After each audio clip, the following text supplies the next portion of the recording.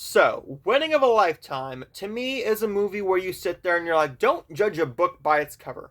Because I thought this preview that we got for this film was horrendous. I thought this was going to be the worst Hallmark film of the entire year, possibly. What do we get here? Well, this is all about an engaged couple who have been together since their days in high school as the high school sweethearts of their town. In a close-knit mountain town, they have found themselves in a rut and out of love, so they decide to break up. But their family and their town have nominated them to be a part of this competition show where their wedding is completely paid for as long as they compete for the right to win it, with three other couples. This stars Jonathan Bennett and Brooke Dorsey. Brooke Dorsey is a Hallmark staple, as is Jonathan Bennett. I do like these two stars very, very much. I am looking forward to seeing what we get from Jonathan Bennett this upcoming Christmas. If we get a Christmas film with him, I think we could get one possibly with Brooke Dorsey.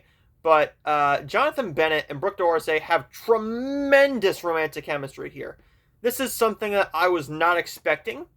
I was expecting this to be a solid little, maybe mediocre-ish Hallmark film, but what I got here was one of the funniest Hallmark films I have seen in years. This really delivers on the comedy aspect, because you're not expecting this to be, oh, look at this, another film with a competition in it, or another film where they're being filmed for a TV show.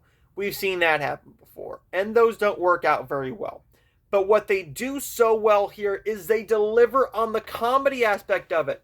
The comedy with Jonathan Bennett is tremendous.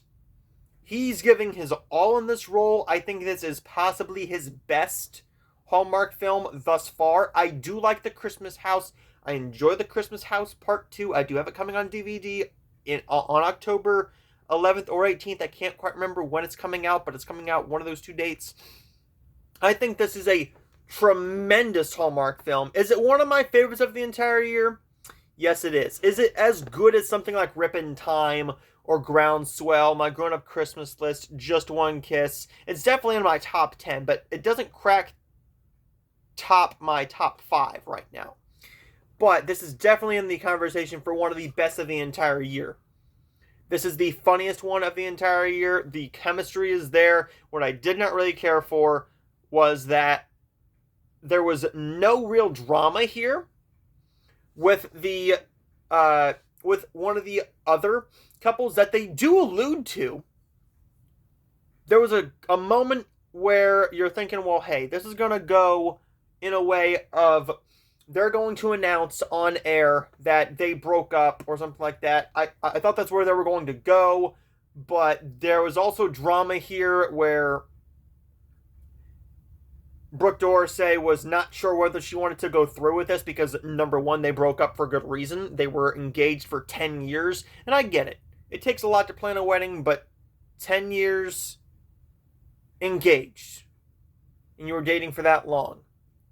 Gotcha. Hallmark, that doesn't work very well. Hallmark is usually, hey, we just met. 3 months later, I'm married to this person. Yay! And instead we get a different story, and I'm liking that we got that different story. But in that regard, you're not really rooting for them at the beginning of this film, because you're like, okay, they've been engaged for so long. Maybe they aren't meant for each other. Maybe they're just wasting each other's time.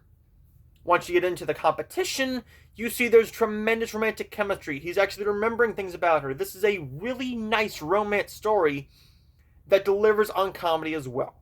Probably one of the best romantic comedies I have seen, and I mean romantic comedies, not just plain romance. Not like A Love's Portrait or something like that, where it's more of a comedy romance film that really harps on the comedy. Jonathan Bennett did a great job with his physical performance here, running through the streets, jumping over things, knocking into people to get into her house on time before they have to answer the door for the crew who's coming in to do some interior shots of their place before they go and do the show over a few days in Chicago. But I thought this delivered on pretty much everything. Wedding of a Lifetime is a fantastic little Hallmark film here. definitely in my top 10, maybe number 6 or number 7 on my list. I think it's definitely better than what we've gotten this past fall with them, but this past fall, let's be honest, it has been a weaker year for Hallmark.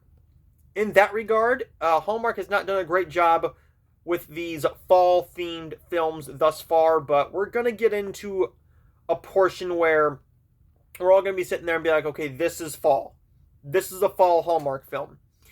With something like Girlfriendship and Pumpkin Everything, Autumn in the City. This one actually had a really nice fall feel to it, as did the next film I'll be reviewing, called The Secrets of Bella Vista.